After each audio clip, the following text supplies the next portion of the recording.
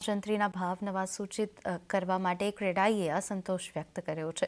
જંત્રીમાં હાલનો વધારો કોઈ કાળે સ્વીકાર્ય ન હોવાનું ક્રેડાઈ પ્રમુખે નિવેદન આપ્યું। કહ્યું 12 વર્ષ સુધી એક પણ વાર વધારો ન કરાયો અને હવે એકસાથે જંત્રીનો તફાવત દર બજાર ભાવ સામે શક્ય નથી। નવા દરના કારણે મકાનો 30 થી 40% મોંઘા થઈ શકે છે। ક્રેડાઈએ રિવ્યુ માટે 31 માર્ચ 2025 સુધીની સમયની મર્યાદાની માંગ કરી છે। સાથે જ સરકારે ઓનલાઈન વાંધા સૂચનો આપવા કહ્યું છે, તે પણ યુઝર ફ્રેન્ડલી ન હોવાનો આક્ષેપ કર્યો છે।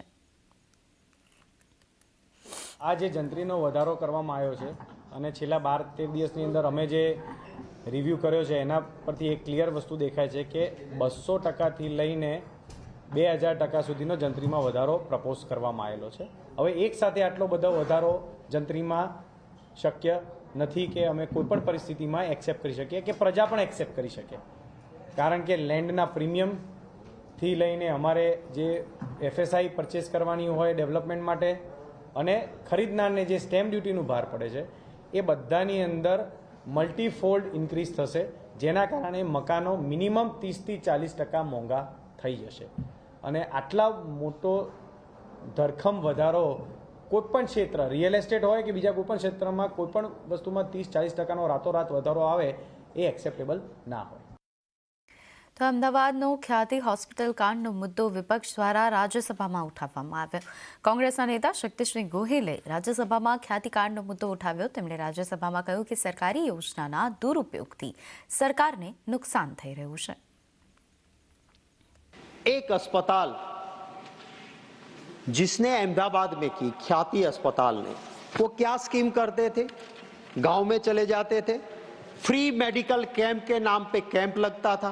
गरीब लोग जब आते थे उनको कहते थे, अरे तुम्हारा तो हार्ट में ब्लॉकेज है, कल ख्याति अस्पताल आ जाना, आपको एंजियोग्राफी करनी पड़ेगी।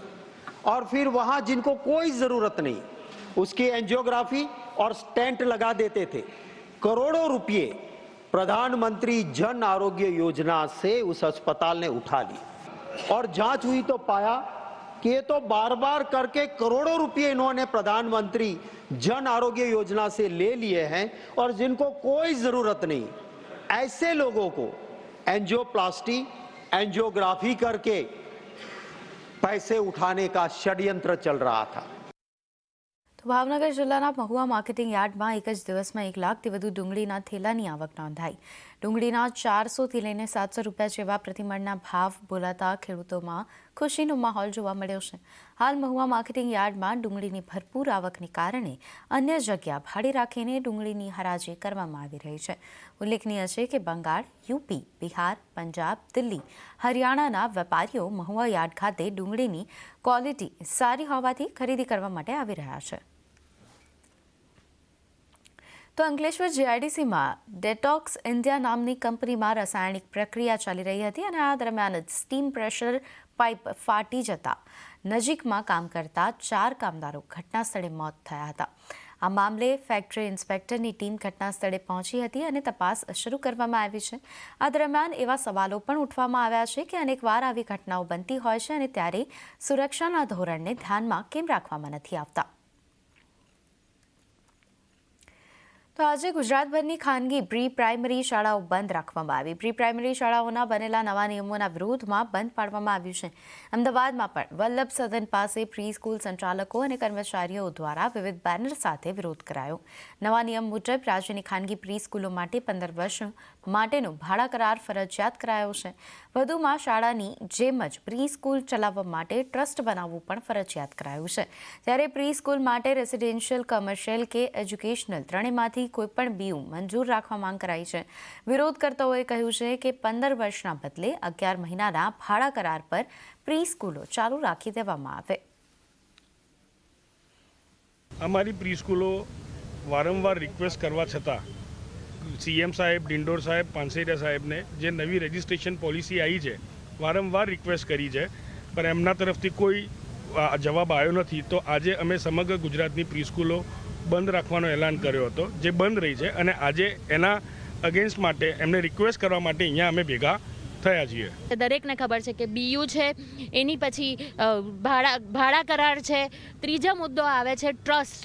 હવે એના માટે પ્રોપ્રાઇટરશિપ કે દરેક લીગલ ફોર્માલિટી સાથે જ આ બધી પ્રી સ્કૂલો ચાલે છે। ક્યાંય પણ એવું નથી કે કોઈ ઓફિશિયલી ના ચાલતું હોય એવી કોઈ જગ્યા નથી।